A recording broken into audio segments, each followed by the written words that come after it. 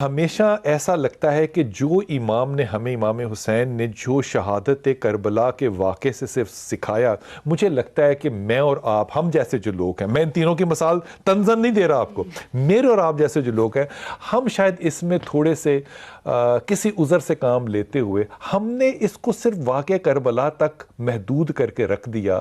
یہ سیکھنے کی بات جو تھی کردار سازی کی، یہ تو بہت لمبی اور بہت پیچھے جانی چاہیے تھی۔ بسم اللہ الرحمن الرحیم۔ سب سے پہلی بات تو میں آپ کی بات کو آگے بڑھاؤں گا، جو آپ نے احمد رضا خان صاحب بریلوی کا ایک حوالہ دیا نا، میرے ذہن میں ساتھ ہی قرآن پاک کی آیت آ گئی، الم یجد کا یتیمن فآوا۔ یہ سورۃ والضحیٰ کی آیت ہے، اور اس کی مفسرین نے بعد میں تفسیر کی ہے۔ آپ یتیم تھے، ہم نے آپ کو ٹھکانہ مراد پناہ گاہ دی، اور اس پناہ گاہ کے بارے میں مفسرین نے بعد میں لکھا ہے کہ آپ یتیم تھے، آپ کے پاس مال نہیں تھا، آپ مسکین تھے، ہم نے آپ کی شادی اور بیاہ حضرت خدیجہ سے کر دیا۔ اور یتیم حضرت ابو طالب علیہ السلام، سمجھ رہے ہیں؟ یعنی ان کی ساری کی ساری معاملات حضرت خدیجہ، جیسے آپ نے کہا کہ وہ جیسے غار حرا کے اندر یا اصحاب کہف نے غاروں میں پناہ لی، ایسی حضرت خدیجہ نے نبی کریم کو پناہ دی، اس میں کوئی شک و شبہ کی بات نہیں۔ جہاں تک کردار کی بات ہے تو میں یہ ضرور آج یہ بات کہنا چاہوں گا کہ حضرت حسین نے جس ظرف کا، جس عالی مقام کا انہوں نے عمل سے ثابت کیا نا، آج ہم سب کے لیے نمونہ کس طرح بتائیے۔ حضرت حسین، نبی کریم صلی اللہ علیہ وسلم نے ان دونوں نواسوں کے بارے میں بہت سی ان کے فضائل ہیں، اور بخاری شریف کے اندر کہ یہ جنت کی خوشبو ہیں، یہ پھول ہیں، اور نبی کریم صلی اللہ علیہ وسلم ان دونوں کو سونگا کرتے تھے۔ محبت کے بہت سے انداز ہو سکتے ہیں، گلے لگانا، سر پہ ہاتھ پھیرنا، چومنا، لیکن بتائیے سونگنا کیسا انداز ہے؟ یعنی ان کی خوشبو کو محسوس کیا کرتے تھے۔ ان کی کردار کے اندر سب سے پہلی بات جو میں کہنا چاہوں گا، نبی کریم نے کہا یہ میرا بیٹا سردار ہے۔ کیوں کہا؟ یہ مسلمانوں کے دو عظیم گروہوں میں صلح کروائے گا۔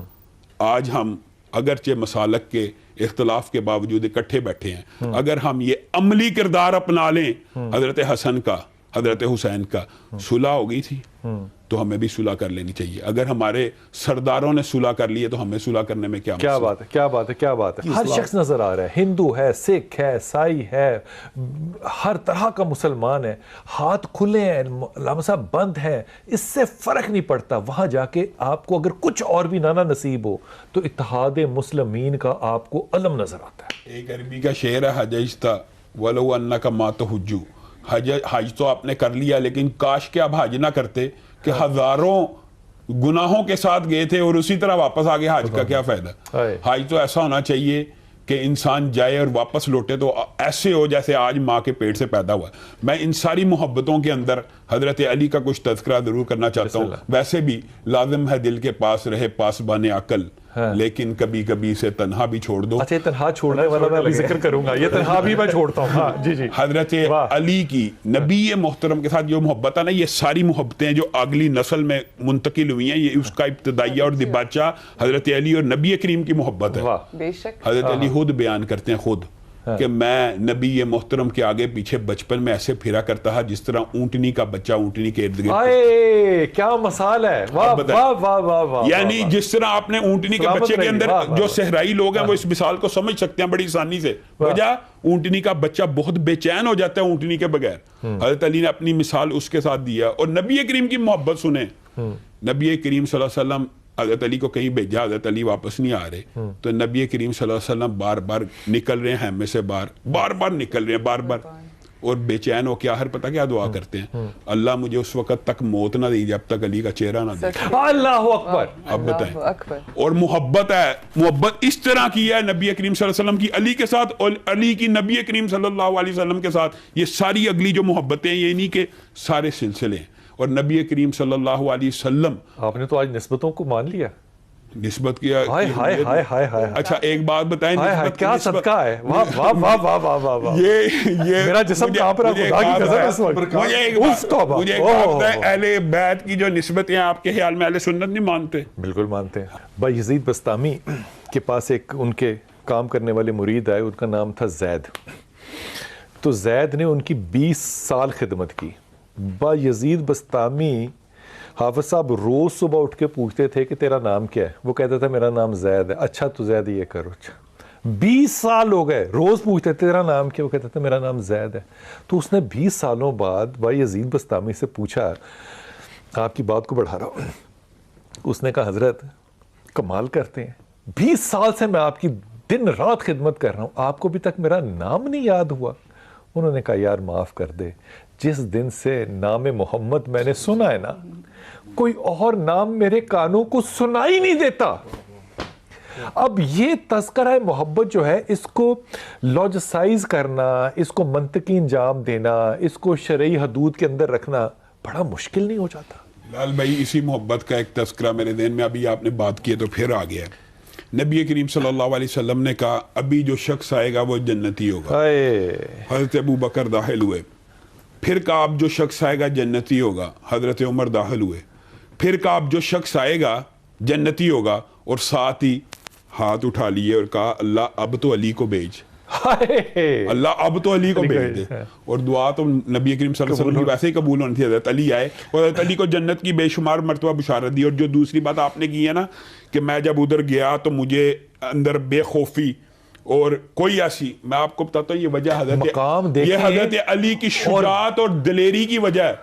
حضرت علی کے سامنے مرحب نے جب یہ شعر پڑھا نا کہ میں مرحب ہوں قد علمت خیبر انی مرحب شاک السلاح کیوں لڑنے آیا تو شاک السلاح, میں سارا خیبر جانتا میں مرحب ہوں, اور میں شاک السلاح ہوں بطل مجرب ہوں. تو حضرت علی نے جواب میں کیا کہا تھا, انا الذی سمتنی امی حیدرا کلیسی غابات کریہ المنظرا اوفیہم بالسائی قیل السندرا. اور میری ماں نے میرا نام شیر رکھا ہے.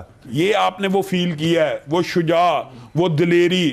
اور اگر تو میرے طرف تیر بھیجے گا میں پورا درخت تیروں کا تیری طرف اچھال دوں گا, جو کرنا ہے لڑے. پھر سب کو پتا وہ مشہور واقعہ مرحب کا واقعہ جو آپ نے بیان کرنا, باقی وہ آپ بیان کرنا, لیکن میرے ذہن میں وہ واقعہ آ گیا. حضرت علی خود بیان کرتے ہیں کہ نبی کریم صلی اللہ علیہ وسلم اور میں خانہ کعبہ گئے, اور نبی کریم صلی اللہ علیہ وسلم نے ارادہ کیا یہ جو بت ہے نا ان کو گرا دیا جائے.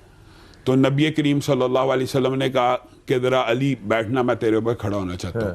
تو نبی کریم نے جب میرے پہ پاؤں رکھا تو مجھے ایسا محسوس ہوا کہ میرا جسم ان کا بوجھ, کیونکہ بار نبوت بھی تھا, اٹھانے سے قاصر ہے. تو نبی کریم نے اس بات کو فیل کیا اور مسکرانا شروع ہو گئے اور کہا علی, اور یہ اعزاز علی بھی ہے, تو میرے کندھے پہ کھڑا ہو جا. اللہ سبحان اللہ. اور حضرت علی خود بیان کرتے ہیں, صحیح روایات کے اندر ہے کہ میں نبی کریم صلی اللہ علیہ وسلم کے کندھے کے اوپر تو کھڑا ہوا تھا بت توڑنے, لیکن مجھے ایسا فیل ہوا میں اتنا اونچا ہو گیا ہوں کہ اگر آسمان سے کوئی تارا توڑنا چاہوں تو توڑ کے لا. کیا بات ہے یار, کیا بات ہے, کیا اور بات پھر ہے, بت کو کیا ٹھوکر لگائی, وہ کرچی کرچی ہو گیا. یہ یعنی کندھے کے راضی میں آپ کا کچھ بھی کہنا بنتا نہیں ہے, اس کے بعد واپس آتے ہیں. واہ واہ واہ واہ واہ. تو اب مجھے دیکھنا ہے کہ جس علی سے محبت کا اظہار کیا اس کا کردار کیا ہے.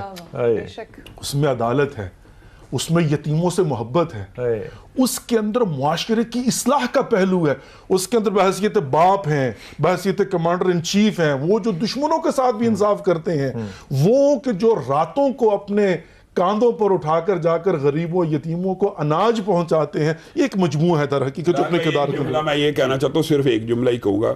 یہ جو محبت کی آپ نے بات کی ہے نا, تو یہ تو نبی کریم صلی اللہ علیہ وسلم کی صحیح حدیث ہے کہ نبی کریم صلی اللہ علیہ وسلم نے خیبر کے موقع کے اوپر صرف یہ نہیں تھا کہا میں کل اس کو رائے علم دوں گا, صرف یہ نہیں تھا کہا کہ جو اللہ اور اس کے رسول سے محبت کرتا ہے, بلکہ کیا کہا تھا جس سے اللہ اور اس کا رسول محبت کرتا ہے.